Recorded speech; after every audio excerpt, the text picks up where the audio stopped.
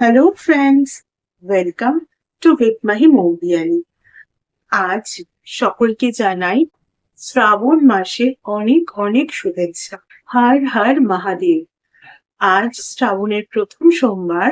তোমাদের জন্য আমি নিয়ে এসেছি অগাস্ট 2026 এর মান্থলি রিডিং কি কি হতে পারে সেই বিষয়ের রিডিং। কাদের জন্য এই রিডিং? যাদের জন্ম যে কোনো মাসের 1 তারিখ থেকে শুরু করে 31 তারিখ পর্যন্ত, এবং যারা যারা নিজেদের প্রপার ডিওবি জানেন না তাদের জন্য, অর্থাৎ সকলের জন্য। এই রিডিং তোমরা তোমাদের লাইফের 5টা important sector, health, wealth, career, education, relationship বা আদার্স যে কোনো সাবসেক্টরের ক্ষেত্রেও কিন্তু রেজোনেট করাতে পারো। অর্থাৎ যে সেক্টরে এই রিডিং রেজোনেট করবে সেই সেক্টরেই রেজোনেট করাতে পারো। চাইলে একের অধিক সেক্টরেও কিন্তু রেজোনেট করাতে পারো, বা ওভারঅলও কিন্তু তোমরা এই রিডিং রেজোনেট করাতে পারো। তাহলে চলো ভগবান শিবজির এবং মাতা পার্বতীর আশীর্বাদ নিয়ে আজকে আমরা আমাদের রিডিং শুরু করি। তাহলে চলো দেখে নিই ভগবান শিবজি এবং মা পার্বতী অগাস্ট 2026 এর জন্য তোমাদের কি কি মেসেজেস দিতে চান। তাহলে চলো শুরু করা যাক। এটা কিন্তু ভিডিওর 6th পার্ট। এর আগে ভিডিওর 1st, 2nd, 3rd, 4th and 5th part already uploaded. যারা যারা সেই পার্টগুলো মিস করে গেছো তারা কিন্তু একবার দেখে নিও। ভিডিওর এই পার্টে আমরা দেখে নেব যাদের জন্ম যে কোনো মাসের 21 তারিখে, 22 তারিখে, 23 তারিখে এবং 24 তারিখে, তাদের জন্য অগাস্ট 2026 এর কি কি মেসেজেস আসতে চলেছে। তাহলে চলো শুরু করা যাক। আমরা দেখে নিই যাদের জন্ম যে কোনো মাসের 21 তারিখে তাদের জন্য কি কি মেসেজেস আসতে চলেছে।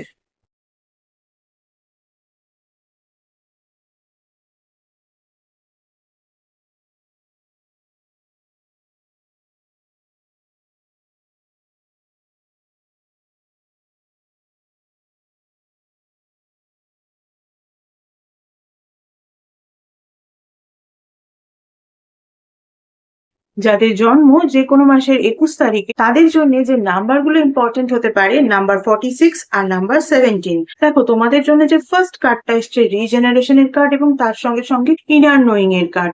অর্থাৎ রিজেনারেশন কথাটার মানে কি? ধরো তোমরা তোমাদের লাইফের 5টা ইম্পর্টেন্ট সেক্টরের মধ্যে যে সেক্টরে ভেবেছিলে যে তোমাদের কোনো কাজ আর কোনো রকম ভাবেই নতুন করে করার কোনো সুযোগ নেই, বা সেই কাজটা নতুন ভাবে হওয়ার কিছু নেই, সেই কাজটা অলরেডি শেষ হয়ে গেছে, বা সেখান থেকে নতুন করে কিছু শুরু হওয়ার কোনো জায়গা নেই, কিন্তু ইউনিভার্স বা ডিভাইন তোমাদের বলছেন সেই জায়গায় কিন্তু নতুন করে কাজ শুরু করবার মতো পরিস্থিতি তৈরি হতে পারে যদি তুমি চাও। তার জন্য তোমাকে কি করতে হবে? ইনার নোয়িং করতে হবে, অর্থাৎ নিজেকে জানতে হবে। নতুন করে নিজেকে জানা অর্থাৎ এক্ষেত্রে কিন্তু নিজেকে ভালো করে প্ল্যান চক আউট করতে হবে, ভাবতে হবে কিভাবে এই কাজটা তুমি আগে করেছিলে যার ফলে তার কারেন্ট সিচুয়েশন এরকম যে তোমার মনে হচ্ছে যে এই কাজটা বোধহয় আর রিজেনারেটেড হতেই পারে না, বা এই কাজটা রিজেনারেট করার মতন পর্যায়ে চলে গেছে। ফলে সেই বিষয়গুলোকে ভেবে নিয়ে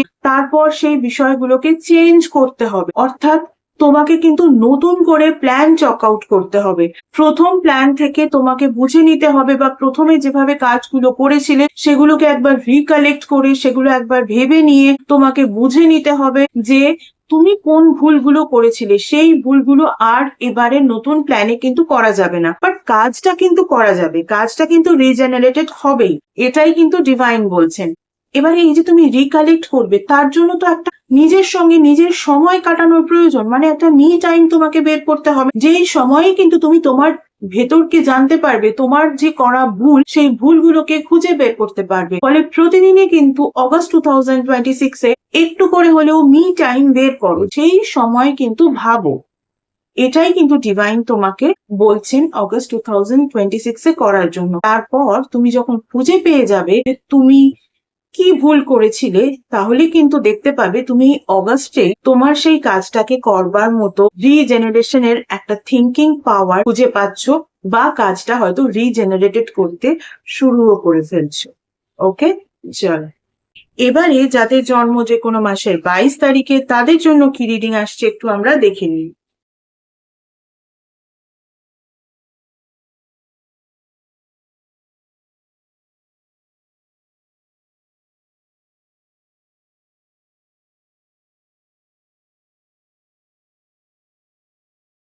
যাদের জন্ম যে কোনো মাসের 22 তারিখে তাদের জন্য যে নাম্বারগুলো ইম্পর্টেন্ট হতে পারে নাম্বার 43 আর নাম্বার 37। দেখো তোমাদের জন্য যে ফার্স্ট কার্ডটা এসছে সেটা হচ্ছে ডিপ নোয়িং এবং তার সঙ্গে সঙ্গে কাল্টিভেশনের কার্ড, অর্থাৎ তোমাকে কোনো কিছু বিষয় কিন্তু ডিপলি জানতে হবে এবং সেই ডিপ নোয়িংটা কিসের জন্য? কাল্টিভেশনের জন্য। এবার কাল্টিভেশন মানে যে কোনো কিছু নতুন একেবারে শুরু করার ব্যাপার।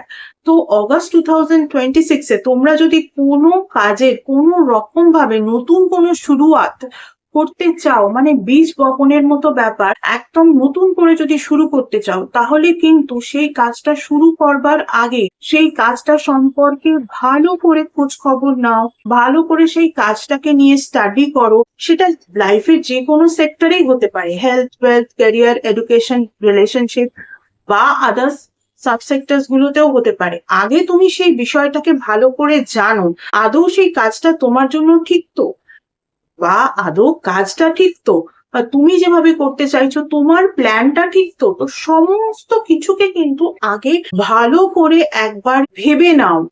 এক্ষেত্রে তোমাকে কিন্তু এই ডিপ নোয়িং করার জন্য সেই কাজটাকে নিয়ে ভাবার সময় বের করতে হবে। যেভাবে তুমি প্ল্যান চক আউট করার সময় বের করেছো, সেরকম ভাবেই কিন্তু সেই কাজটাকে নিয়ে আবারও একবার সময় বের করে রিথিঙ্ক করো, ডিপলি রিথিঙ্ক করো, তারপরে তুমি কাজটাকে শুরু করো। হয়তো কাজটা শুরু করার এটাই সময় অগাস্ট 2026, কিন্তু তাও ডিভাইন তোমাকে বলছেন যে তুমি ভালো করে আগে জেনে নাও, বুঝে নাও, দেখে নাও, তারপরে গিয়ে এই কাজটা শুরু করবার চেষ্টা করো। ওকে, চল এবারে যাদের জন্ম যে কোনো মাসের 23 তারিখ তাদের জন্য কি কি মেসেজেস আসে আমরা দেখে নিই।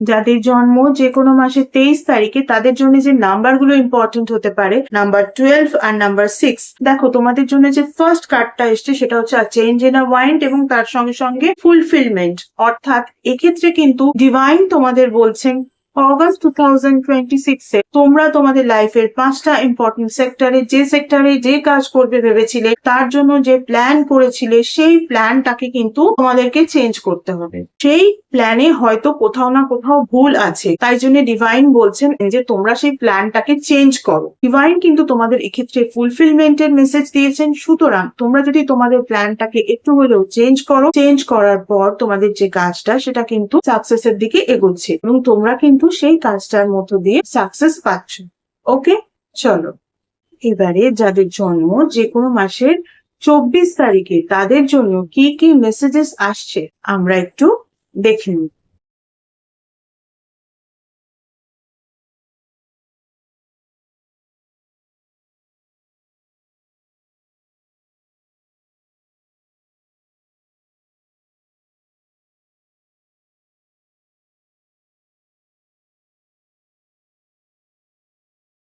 যাদের জন্ম যে কোনো মাসে 24 তারিখে তাদের জন্য যে নাম্বারগুলো ইম্পর্টেন্ট হতে পারে নাম্বার 20 আর তার সঙ্গে সঙ্গে নাম্বার 7। দেখো তোমাদের জন্য যে ফার্স্ট কার্ডটা আসছে সেটা হচ্ছে ইমাজিনের কার্ড এবং তার সঙ্গে সঙ্গে সাস্টেনেন্সের কার্ড। অগস্ট 2026-এ যে কাজটা তোমাদের লাইফের 5টা ইম্পর্টেন্ট সেক্টরের মধ্যে করবে বলে ইমাজিন করেছো বা করবে বলে ভেবে রেখেছো, সেই কাজটাকে কিন্তু শুধুমাত্র ইমাজিন করলেই হবে না, সেই কাজটাকে ঠিকভাবে করবার চেষ্টাও করতে হবে। যেহেতু এখানে সাস্টেনেন্স এর মেসেজ এসছে, সাস্টেনেন্স অর্থাৎ যদি কোনো রেসপন্সিবিলিটি রিলেটেড কোনো সমস্যা হয়ে থাকে তাহলে রেসপন্সিবিলিটি নিতে চেষ্টা করো। এবার এই রেসপন্সিবিলিটি যে শুধুমাত্র অপরের রেসপন্সিবিলিটি তা কিন্তু নয়, কখনো কখনো নিজের প্রতিও নিজেকে রেসপন্সিবল হতে হয়।